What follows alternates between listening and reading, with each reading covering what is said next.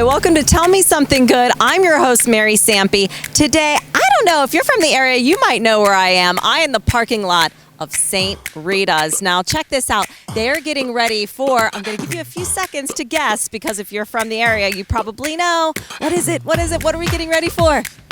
It's the St. Rita's Festival. It's coming back in full force, and they're stringing the lights. We are being prepared. The ladies are in the kitchen cooking the food. We're getting all of the volunteers organized for all of the games, the entertainment. Everything is coming back at the St. Rita's Festival, July 15th, 16th, and 17th. And today we're going to talk to some of the people organizing this event. First, our pastor, our leader, Father Paul Lissick, and also Rita Pratt, who has been around pretty much forever making this amazing food with her incredible team of volunteers. And Anthony Lembo, he has taken on a new role in helping organize this festival. So join me today. Thanks.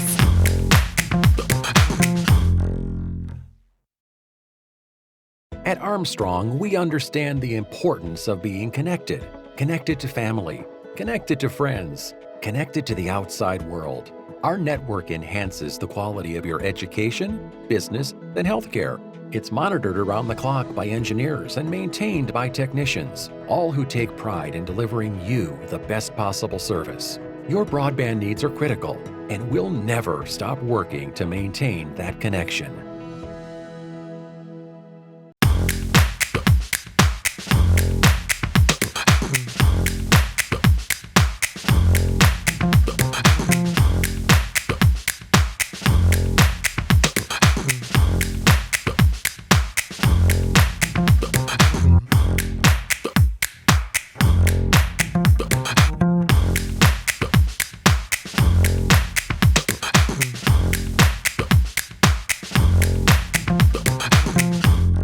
I am joined here by my boss and pastor, Father Paul Lissick. Thank you for being here. Oh, it is my pleasure. I'm Father Paul Lissick, pastor of St. Rita's Church, one of our 4 Catholic parishes in the Connellsville, Dunbar area. And it's my pleasure to tell you we're back. We are back again. After a year hiatus in which we did a drive-through festival, we are back in living color, explosive living color, if you talk about our fireworks. Yes, that too, and blue, but I got my black on as usual. But for all of you, I want to invite you all here next week, Thursday, Friday, and Saturday, to our St. Rita Street Fair. It's going to be the sights, the sounds, and the smells are back once again for each and every one of you who ventured down here on the 116 South 2nd Street. And be at home. We're opening our doors, our windows, and ourselves to seeing you and allowing each of you to have a great time once again as we gather to celebrate Our Lady of Mount Carmel and the Italian heritage of St. Rita's Parish. So enough from me, Mary. I'm going to turn it over now to some of our chairpersons, and they can give you all the details because they've been doing this thing for years. This is my first one since I just came. Thank you all very much, and hope to see you here next week. Thank you, Father. I am here in the absolutely gorgeous St. Rita's Social Hall, and I am joined by this amazing team of people that make the St. Rita's Festival happen. Of course, Rita Pratt, thank you so much for being here. You're welcome. And Anthony Lembo, thank you for being here. Thank you. So let's talk a little bit about the St. Rita's Festival. How long has this festival been around for? 93 years. This will be the 93rd year. 93 years. Now, the church has been opened a little bit longer than that. I believe it was 104. 104 years. So really, when you think about it, not that far after the church opened, they started this festival. And this is the thing, guys, that people look forward to in Connellsville. I did not grow up here, but I knew about it. You know about it if you're from this area. It is a tradition.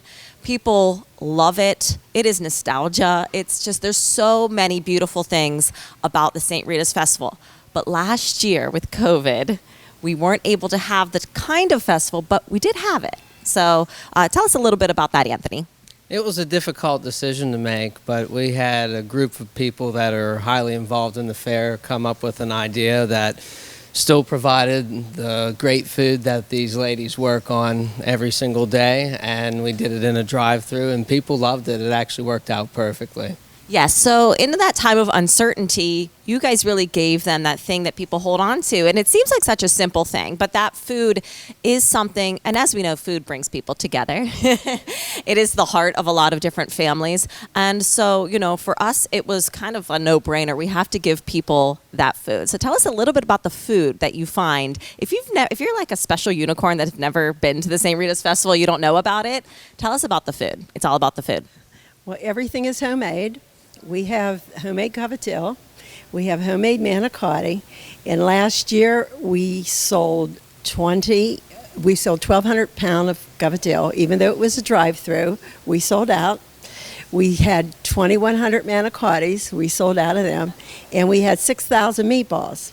So we sold out of those. So the food, because it's homemade, I think it draws, especially the pizza, because of the dough and everything. And then we have fried dough. Yes, people will line up forever. They don't care how long they have to wait to get this food. And what is so impressive, even when I came here, to see how the labor of love, the time, the volunteers, the people that come in, when do you start? We start in April. We start in April with the gavadills. Then from the gavadills, we go to the manicottis, get them all made. And what's wonderful about it, we have so many volunteers, not only from St. Rita's, from our partner parishes. And so it's really nice, to get together and see that neighborly love, to help one another. So today you are working on sausage and peppers in the background here. Peppers and onions today for our hot sausage. It smells delicious. I mean, it's early in the morning, but I'd still eat some. I'd be completely fine with that. And not only is everything homemade, even the rolls for the sausage is homemade. I mean, it's insane. You don't have to do that. I mean, but you do. It's incredible. And there's also a bake sale. Is that correct? Not this year. Okay. We're not having a bake sale this year because of COVID. We didn't want to put anything out there that, So we're not having the bake sale this year, but normally we do, Okay. And for the last 2 years, we're not having it. Very good. So there's a few changes that people might expect when they come to the festival. And I think these are positive changes. These are kind of good things for the people that usually wait in those long lines. So what are the changes this year?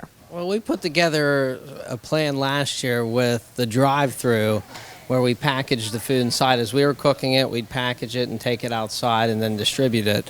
So we're going to stick with that plan this year. We thought it went extremely well. They were able to produce more and get it out quicker, and we think it's going to shrinking the lines up. And instead of standing in a line for a specific food, you're going to be able to go through 4 lines, pick whatever you want from that line, so it might speed things up a little bit for you. I think that's huge because that is a big thing. Like, okay, where's the cavatelli line? And that line starts forming usually at what time? Oh, way before 5:30. I made a joke that, you're going to have to camp out with your sleeping bag if you want to get in that first spot for really anything, especially those hot ticket items that people just look forward to every single year. So you can stand in any line this year, guys, and get your food to go. It'll go a lot quicker. It'll go a lot faster. What kinds of other things are you going to have this year at the festival other than the food?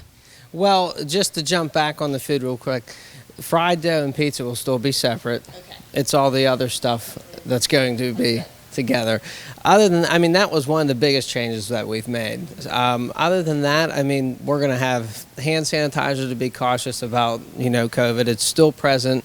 There's still people at risk for it. So we really want to make sure we keep people safe with this. But we want to bring a family and community event back to the area, and our church loves putting that on for everyone. Absolutely. So you're going to have the food. You're going to have your games back. You're going to have what kinds of other things? Well, the entertainment. We have Scott Blasey coming on Thursday night, the Part-Time Cowboys coming on Friday night, and Abacus Jones, who's been a staple at our fair for the past couple years, and fireworks on Saturday night too. So there's a lot of activity, bingo, tons of games where kids can have fun. People love coming to just hang out and play those fun games with their kids. Yeah, it's a lot of fun. and it all benefits our church, which makes it amazing. You know that it's going toward a good cause, and it's going toward the fact that we can keep this festival going, hopefully for the next 93 years. And how long have you been involved in this yourself, Rita? Over 50 years. So it's been a lot of cooking in those 50 years. So, Yes. But it's really rewarding to see how the members are so devoted because they're doing something to help the church. You know, and we've had a wonderful, wonderful workers come forward, and we're grateful for that. Yes, we're definitely a family. We're a dysfunctional family, but we are a family. That is for sure. We know how to work together, cry together, pray together, and just enjoy this festival together. And you've been a lifelong member of St. Rita's as well, correct? Yeah, I grew up in the parish. Yeah. So how did you get involved? Were you pretty much, since you've been able to walk, kind of thrown in? Well, when I was a kid, I would be that person taking my parents' money and spending it at every booth possible and going back and asking for more money to spend it at the booth. You know, whenever I started to get a little bit older, people started asking me to volunteer in certain stands, and then I was asked to start helping out with the money and the kitchen, and then it just kept saying, hey, why don't you do this? And now I'm helping Paul Mungel plan the fair and helping Rita with whatever she needs. Yeah, so thank you, Paul, for everything that you do. He wasn't able to be here today, but he's really taken you under his wing, trusted you, he's like a mentor to you to kind of say, hey, you know, this has to keep going. And that is so important because a lot of times with these things, those things just die off. And that would be horrible. That would be the saddest thing possible. But you can't think that can't happen. So it's really great that you're able to kind of take the reins and be that next generation of people making sure that this festival happens in our community. It's exciting. It is. It's a really awesome thing to be a part of. It's like you're being a part of history. Yep.